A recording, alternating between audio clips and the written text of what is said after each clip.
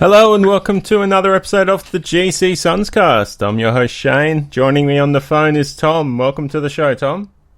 Yeah, g'day Shane. How's it going, mate? Yeah, good. It's been a hectic couple of weeks, both off-field for us and on-field with the AFL trade period.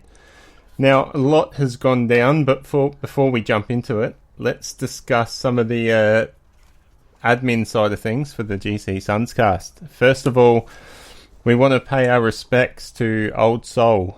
He was a valued member of the GC Sunscast community and was our first Patreon donor and gave a lot of his time and money to the show. And unfortunately, he's passed away. So we'd just like to thank him, pay our respects, thank his friends and family. And I think he will forever be a Patreon donor for the GC Sunscast, forever remembered. Yes, very sad. And, as his family said, they thanked us for making an old man happy. So, happy to do that. But, yes, just a bit of a reminder of our mortality. It's not always about footy, but for him, every week he liked to join in. And he was very interactive as well with us, always sending us messages and having a chat while we were doing the show. So we'll miss that. And, condolences to his family if they're listening. So I think what we'll do is we'll call the Patreons, our Old Soul Patreons. Stad, Paul Vosti, Tom Kim, Chris Moore, James Wood, Brodie Burgess, Kate Kelland and Tim. Thank you all for your support. And now we can get on to the juicy bit of what happened throughout the trade period. Let's start off with the biggest news, Tom. Jack Martin. Yeah, well, it was all in the end. We're reading and hanging on every new update. And as the trade deadline came down to 0 seconds, no Suns, no Blues in the room, and nothing happened. And it wasn't just Jack Martin. There was a lot of other things that had to happen for his deal to get done, and it was a fizzer.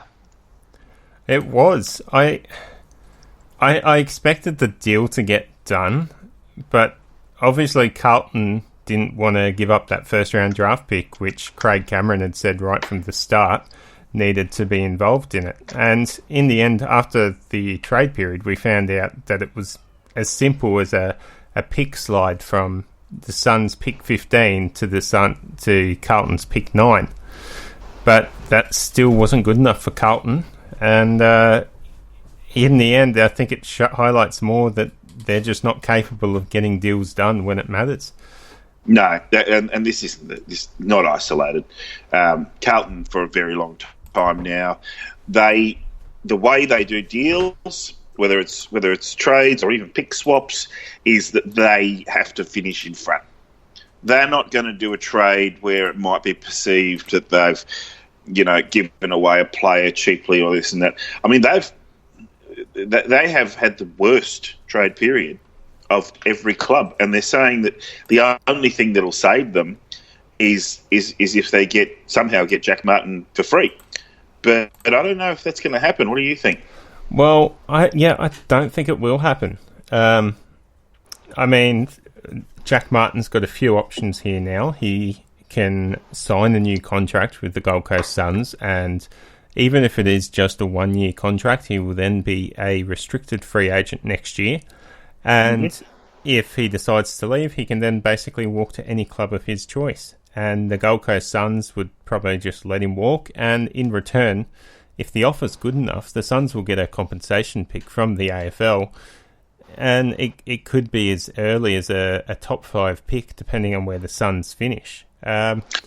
Let's get this straight right now. So there's a number of scenarios. So the scenario number 1 will be that in the next 2 weeks, Jack Martin turns around to the Suns and says, okay, I want to stay. And I want to just sign a contract now, and let's not stuff around with going to the draft or anything like that. He's a contracted player right now, and he's tied to us. He's not a free agent in any way, shape, or form. We were able to trade him, but that trade deadline has passed. Another scenario is that he goes to the national draft, but I really don't see him doing that because there's just so much risk involved in, another club values him highly, they can get him. and he can't set his own price. Or he goes to the preseason draft where he names his price, and he could say, I want $1 million. And the Suns could say, well, we've got first pick in the preseason draft, but we don't want to pay you $1 million. Melbourne says, yeah, no, we don't want that either. And Carlton are pick 3, so they can pay that if they've organised that with him to do that, and perhaps front load a big deal. There may be some other things that could happen, deals behind closed doors and all the rest of it, but those are the 3 main likely scenarios. Yeah, I mean, one of those deals that could happen is the clubs are still allowed to trade draft picks. So yeah, Carlton could heavily favour a trade to the Gold Coast Suns, and then Gold Coast Suns delist Jack Martin. Mind you, that trade would need to seem fair on its own right for the AFL to approve it. And it would need to be the Gold Coast getting pick 9. And perhaps trading points value equivalent of pick 9, and essentially giving up on getting anything back for Jack Martin, but moving up in the draft is worth more than points value, isn't it? Yeah, it is, at least for the Gold Coast Suns. Yeah. And I think both Melbourne and the Gold Coast would seriously consider Jack Martin if he went to the preseason draft. I'm not sure about Melbourne's salary cap, but I know they were heavily looking into a few players, and the Gold Coast Suns were reported to be willing to pay Brad Crouch up to $800,000 or maybe more. So I can see those clubs making a bid for Jack Martin, and Melbourne were interested in him when he was looking around, and they may now be able to convince him to come to Melbourne. So it's not a given that Jack Martin will end up at at Carlton. No. And it's really a wait and see to find out how this all plays out. Do you think that in the heat of the season, where ordinarily Jack Martin is an automatic selection, and after this many years of proving himself, he should be, but because he shopped around last year, and because of the reset of the club, it was decided by the players that he wouldn't be in the leadership group. And he finds himself coming back from an injury a little bit too soon and having just a really poor game. And then being told, well, look, go back to the NEFL, have a good game, and then you're back in the senior team. And, of course, he goes back and has 3/4 of brilliant footy in the NEFL against undefeated Brisbane, which the whole AFL media has completely overlooked and said, oh, he got dropped. I mean, there's reasons, right? Well, then, if you look at how he was feeling at that time, he's been dropped. Then he plays in reserve grade and gets injured, and then a couple of weeks later decides to nominate Carlton. Is it a decision made in the heat of all of that, the frustration of injury, and then another injury on top of it, and bad form, and just we were all surprised that he got dropped, but we were unsurprised considering he had an 8-touch game in a heavy loss, and something had to give, and we had players returning. And there were reports that in those NEFL games he was carrying a knee injury. Before and after the game, he had ice on his knee. So I think all that's getting overlooked. It wasn't reported by the Gold Coast Suns as Jack Martin having an injury, but I would assume that played a part in him not getting back into the senior side, as well as basically it seemed like behind closed doors the club knew that he was going to ask for a trade out. Now, there is that speculation over the timing, but essentially that's water under the bridge, and Carlton didn't want him enough to pay what he was worth, and he has to consider that he's worth a first round pick. I mean, he knows that there's a money value that he wants, and they were offering that. So, they were offering more than we're paying Brandon Ellis, so he wasn't worth a second round pick. So. Yeah, no, I think there's a lot going on there, and I would not be surprised if coaches and players can talk him out of that original decision, considering what's just happened yesterday. Yeah, and I think if the Suns felt like Jack Martin was professional enough to do his job and play good football, they wouldn't have any hesitation with picking him up in the preseason draft, if that was the case. Now, do you think this this taking a stand and refusing to give in to what Carlton wanted, that was probably the big story of it, I thought. We've had bad deals gone against us with the Weller trade and taking unders for players leaving the club before in the past. Look at last year. Kolajasny got lumped in with Stephen May. Kolajasny cost a 6. He was taken at 6 in the national draft, and then we ended up just being steak knives in the Stephen May deal. And you look back to the Jaeger O'Meara deal, where we wanted 2 first-round draft picks and ended up settling for a first-round draft pick and a bunch of picks that equaled a first-round draft pick. Hawthorn never, ever pay fair value. So, it's just this club standing up, and in general, it seemed to be a theme of the whole trade period of clubs taking back the power from the players. Now, as a fan of the club, not the players, absolutely love it. I can understand the players' concerns, their living issues, their freedom, I guess you would say. But it is a business, and they're earning quite a good enough coin that, they're only in the business for, at best, 10 to 15 years. At best, 15. At best. The average is more like 6. Yeah. So many players are in it for such a short time, and they enter it when they're very young, and they make big money, and they're gone. So, look at someone like Tommy Nichols. I mean, we should acknowledge him firstly as, a long-term servant of the club, came in as a 17-year-old, just retired. Now, he hasn't played a lot of AFL football, and part of that's due to injury, and yet he would have made a lot of coin over the years. He's done very well out of AFL football, and there are a lot of players who have done very well out of AFL football where they would never have made that money elsewhere. So I don't buy it. The Wandaways, I think maybe they're just little kids who never grew up because no one's ever said no to them. They're millennials. It's tough luck really for them. They can go and seek their fortune elsewhere. A lot of them haven't worked out where they've gone. A lot of them haven't had success. Some of them have. The media focuses on that.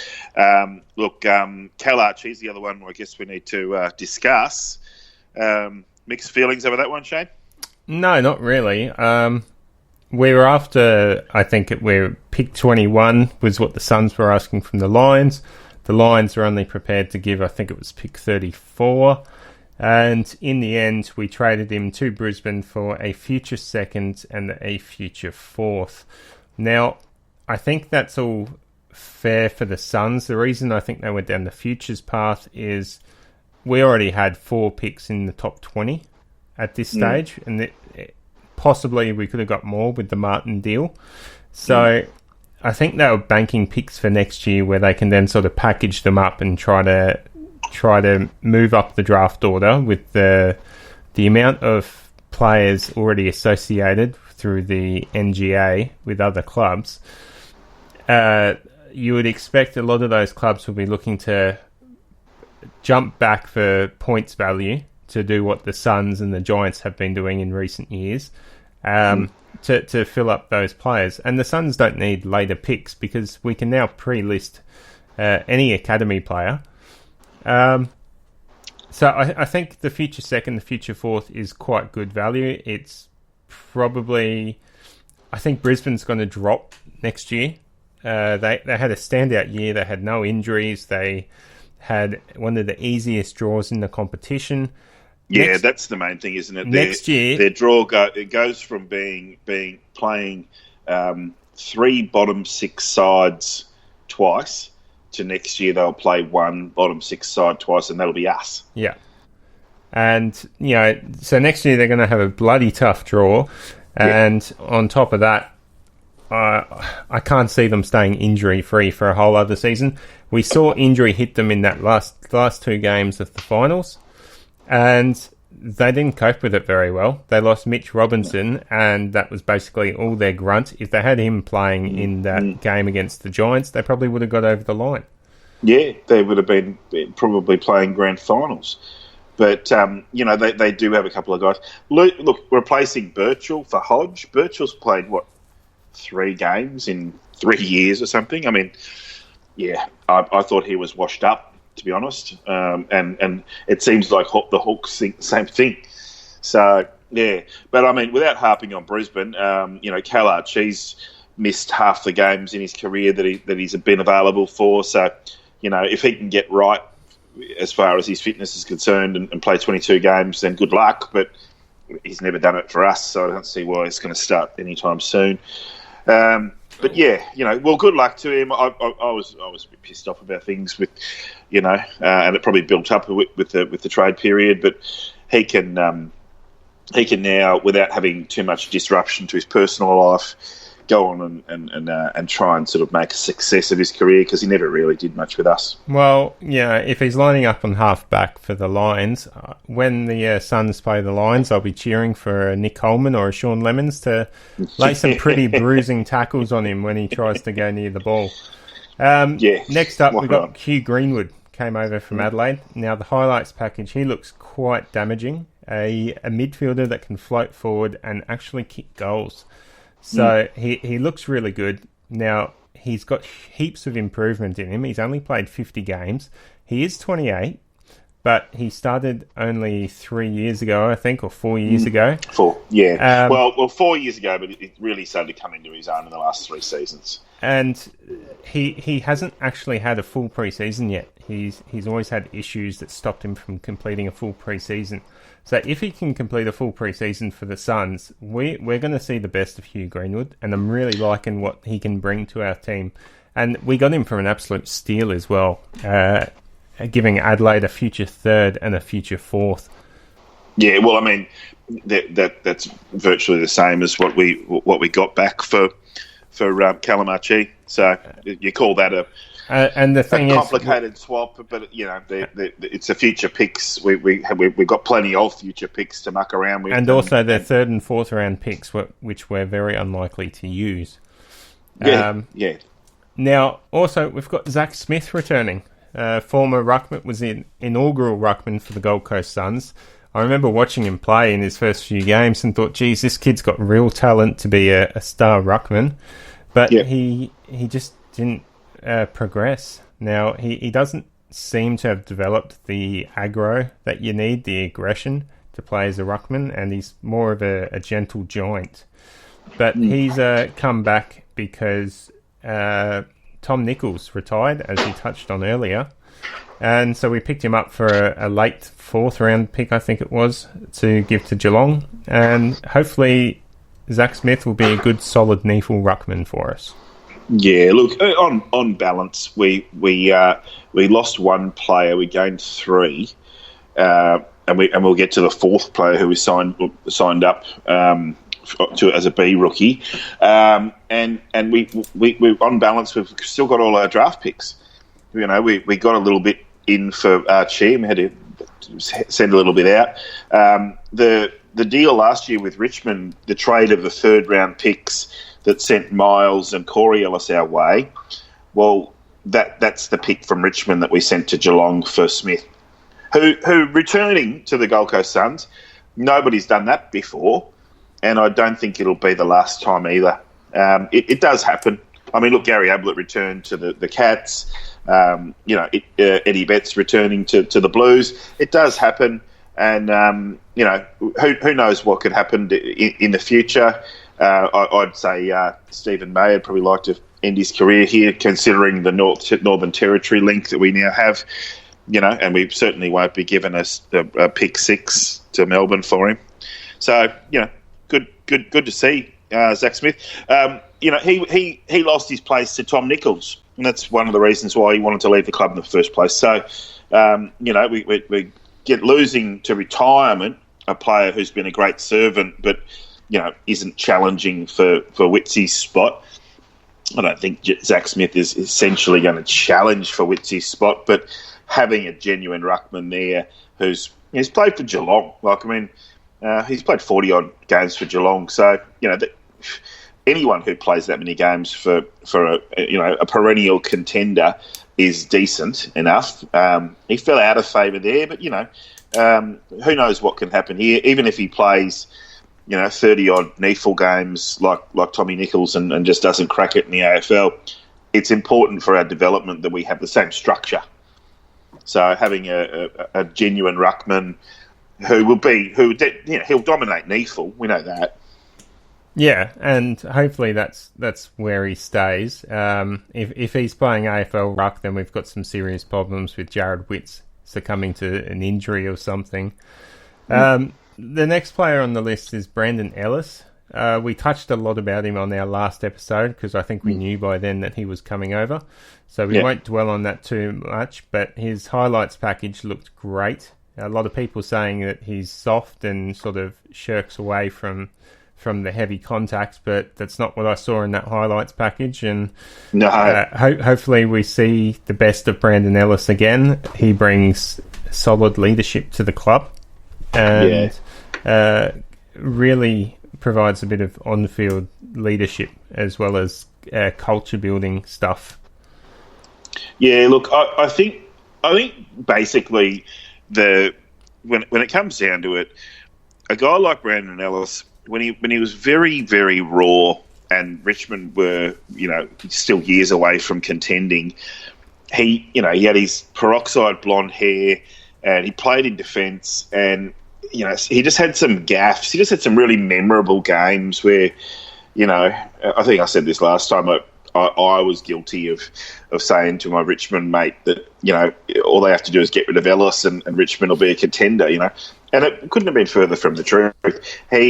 He's really been a part of their 2 premierships and a part of their they rocketed up. They've been the best team for the last 3 seasons, and apart from their loss against Collingwood in last year's prelim, they probably would have won 3 flags in a row. They are worse off losing him. And it's our game. We've got him for 5 years. He's just going to be tremendous. And as a person, he's a terrific guy. I mean, it's a great story. How he came from pretty much poverty, living in housing commission, and bought his parents a place, and he's living the dream. And it's he deserves his payday, and we didn't have to pay anything for him in terms of draft picks. So. Yeah, we are a far better team with him in the top 22. Okay, and I guess probably arguably the best news that came out of the trade period was Ben King re-signed for another 2 years to stay at the Gold Coast Suns. I don't really know what to say except suck it, Victorian media. Yeah, look, St Kilda might have won the trade period, but that's the one signature or the one player that they were hoping to get, and now they will not. I mean, a contract is a contract is a contract. So he could, get to the end of this season and request a trade. Don't think so. Nothing about the timing or the words that he was using. He spoke very well, and so did Mark Evans. It seemed to me that the timing was back off Melbourne media. I went to visit my brother and had a few photo opportunities. It didn't mean anything about wanting to go to St Kilda. And in fact, I think it's a terrible idea to have those 2 guys in the same club. It just wouldn't work. It wouldn't work at all. Yeah, you've been strong in that because Max has always sort of taken pole position from Ben, forcing Ben to play in different positions. And now we're starting to see this year that Ben is just a natural forward. He's really gifted as a number 1 target forward. And if Max is the same, they can't both be number 1 targets, can they? No, and you just wouldn't. And the only way you could have 200 centimetre plus players in the same forward line is if one of them is a ruckman, and neither of them are. And Max wouldn't want to become a ruckman with his knee and ankle issues, and Ben doesn't have to become a ruckman because we've got Peter Wright, we've got Sam Day, even Chris Burgess showed that he can chop out, and of course we've got Witsy, who doesn't need that much chop out. So he can concentrate on being a full forward and use that blistering pace. I mean, how fast was he on grand final day? Oh yeah. And he never looked like losing that game, that sprint. You could just see the look in his eye at the beginning, and there's the way that he wound up, and when he got to full speed, everyone else just faded away. And we've seen that a couple of times in games, but I think as the first team, because this was our biggest problem, I believe, in this season, is that again we had to use 40 players or something like that, and we didn't have the combinations. But the longer the season went on, the side really started to gel with Ben, and he started to get a couple of little bags. He'll get some big bags next year. That he'll know where to lead, when to lead. There'll be kicks over the top, and there'll be all sorts of strategies to get the ball in the zone. If he can't mark it, he's good at ground level. He's the guy that we build around, because as they keep saying, tall forwards don't grow on trees. Peter Wright will be our ruck forward, and there's no room for Max King, unfortunately. Yeah, I don't know. Well, it'd be nice to reunite the brothers, but if Max wants to play in defence, we need an understudy for Rory. Okay, so that sort of adds the three that we re-signed three of our top six draft picks from last year. Two of them's re-signed in Rankin and King. Yep. Lukosius and King are great mates. And I'm hearing rumours that they made a pact with each other that if one re-signs, the other will too. So watch this space. I wouldn't be surprised to see Lukosius sign before the start of next season as well. Yeah, I got a feeling that it's going to be before the trade. I watched a video today of Mark Evans also foreshadow that there'll be some announcements regarding some Category B signings out of Darwin. And also, don't forget, Shane, we've got our Category B signing from Ireland. Well, yeah, I just wanted to touch on that right now. So tell us a bit about Luke Tui. Tui. I may not be right about that. You might have. I looked at it and thought it was Tui, but then there's Zach Tui, and that's a different spelling. Towey, but I asked Google, and Siri came back. So it's not Siri's Apple, isn't she? Anyway, Google, YouTube came back and told me that it's Towey. Luke Towey. Look, Luke Towey. They had a special combine kind of event in August, and he ran a time that in the 20 metres that was faster than all of the best recruits at the National AFL Combine that's just occurred a couple of weeks ago. Faster than Conor Bedarick, more agile than Matty Rowell, and it looks like he's going to be Pierce Hanley's understudy for the next couple of seasons while we've still got Pierce on our list. So, the best case scenario is that we don't lose anything the day that Pierce retires, and we've got he's already playing NEFL because Luke Towey is emerging. But as with these things, often you need to have an Irishman or two on your list and just hope that one of them works out, don't you? Yeah, you do.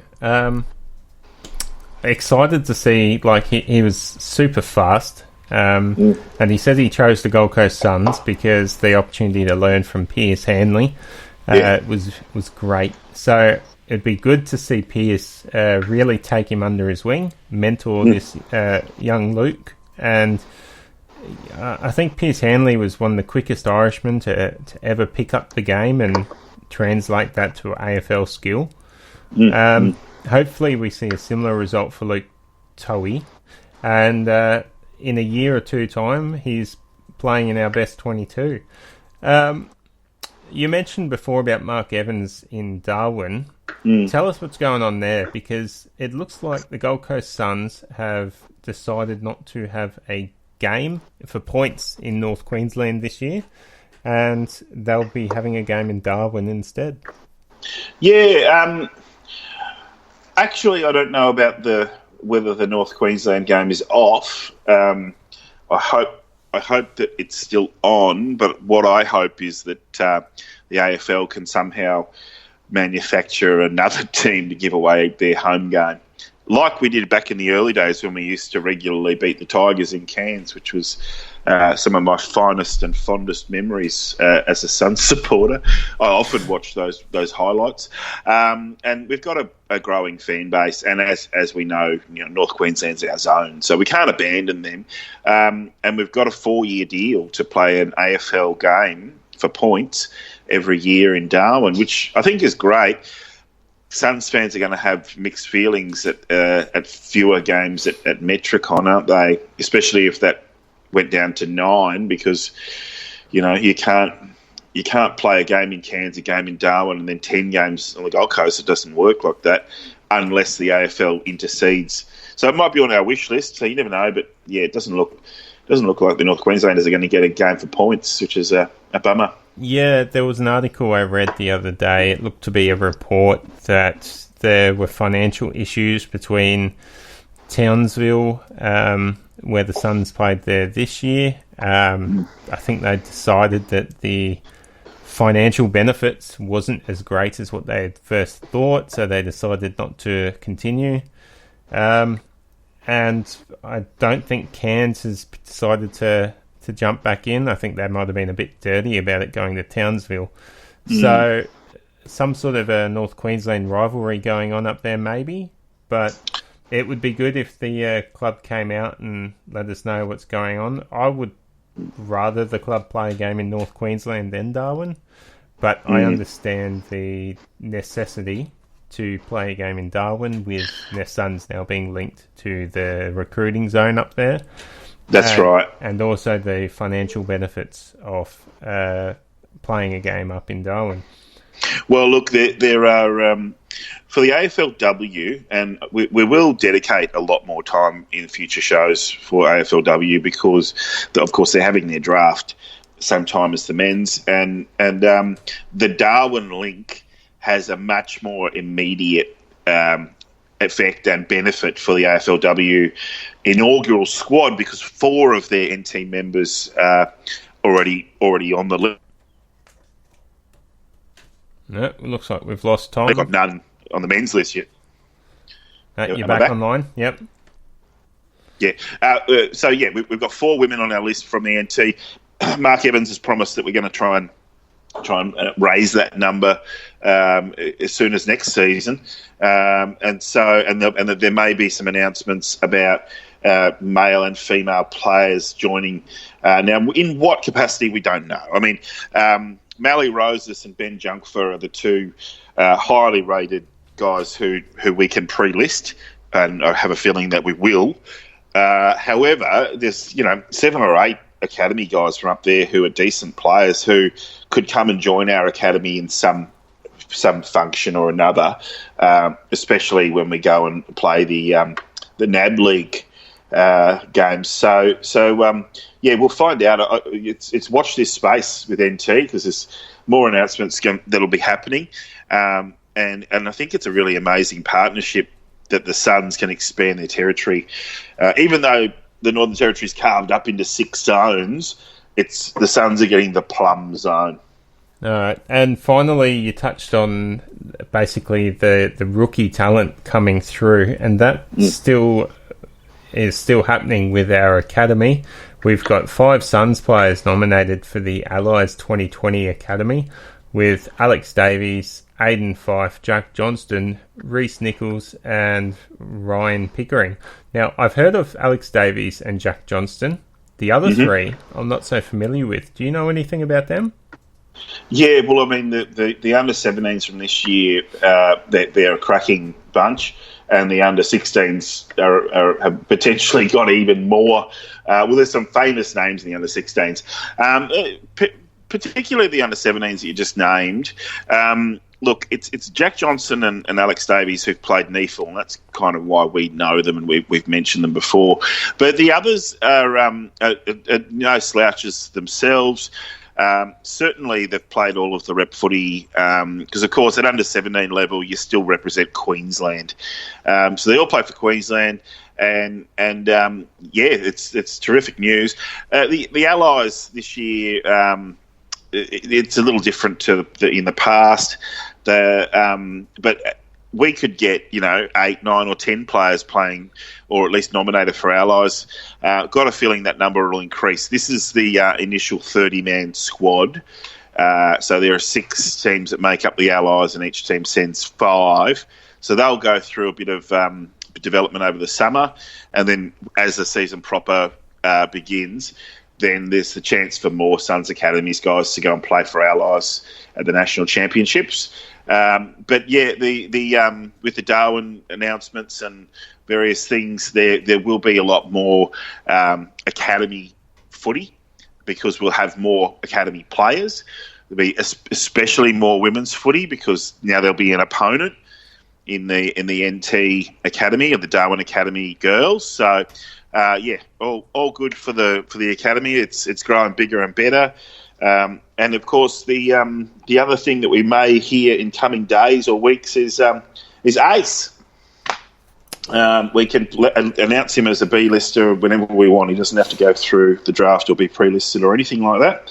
So we will see. We will see. Okay, well, that wraps up the list of all of our news articles. That's a long list. Okay. I know, yeah. We got through it. Yeah, we got through it. All right, so why don't we now look at delistings? Not a great topic for friends and family of the Suns players, but we do have... You've got the list spots there, don't you? Do you know how many list spots we have free? Okay, so I'm still counting Jack Martin as on our senior list. Yeah. So we have 36 players on the senior list, but that includes Braden Crossley and Jack Martin. So the club has come out and said that they're not sure what they're going to do. So there's 3 outcomes. Braden Crossley stays on the senior list and the club keeps paying him. Braden Crossley gets delisted and then re-rookied, and the club retains him as a non-playing rookie, or the club delists him and waits for the outcome, and potentially down the track he can come back to the club or whatever. So we just don't know. I don't think he's going to stay on the senior list. That would be very surprising. I think the Collingwood model is the one they've done 3 times now, where they've kept a guy on their rookie list until his suspension was over.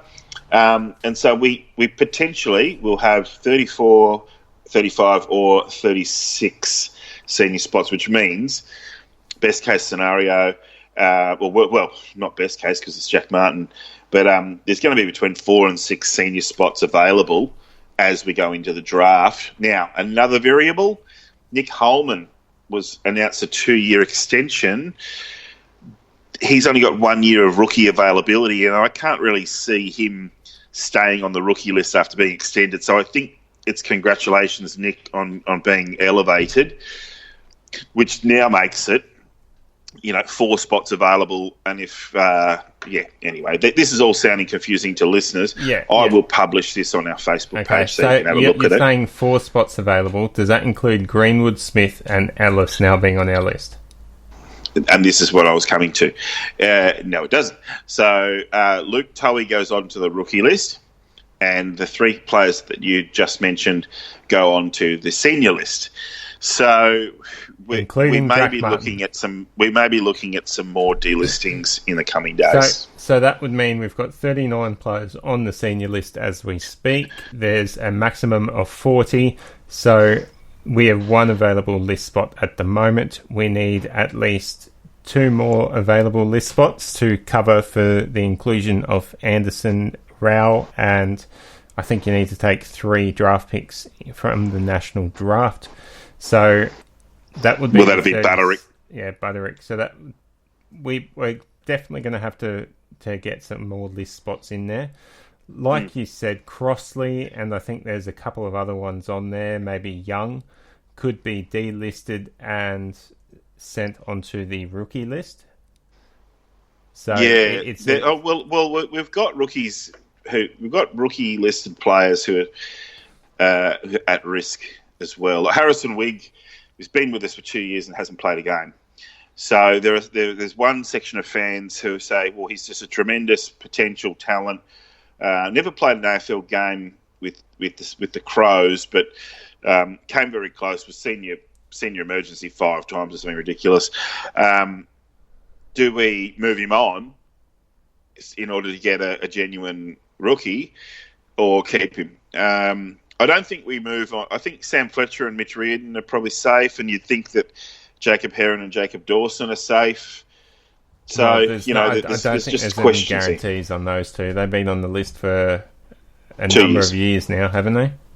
Well, I mean, they've put senior footy into them, and they haven't performed terribly. They've been performing it. They've been. I mean, anyone who you could be Isaac Rankin if you came into that side in round 23, and it was getting flogged every week. This team's still going to get flogged, and you're not going to be that great a player. So I think those guys play when we're really raw to the bone with injuries. And so I think keeping them would be a matter of seeing whether they could crack it into the best 22, and then how do they go in a team that's up and going and competitive. But again, as you say, they could be at risk. Someone's got to go. There's a lot of contracted players in there, and there's a few uncontracted players. So we will see announcements. I don't think they're going to wait till October 31. I don't think they're like that. I mean, Josh Schoenfeld could be re-rookied, even though he's contracted. Yeah, he's one of the first that I think of. But either way, it's going to be tough. We may have to say goodbye to a solid citizen that's been with the club for a number of years. But that's all we've got time for tonight. And that's if we go any more further on that topic, it's a big can of worms. So let's not open that just yet. Save that for another episode, maybe next month. All right, well, that's it for tonight. Thanks for tuning in to the GC Suns cast. Thanks for joining me, Tom. Yeah, my pleasure. Go Suns. Yeah, go Suns.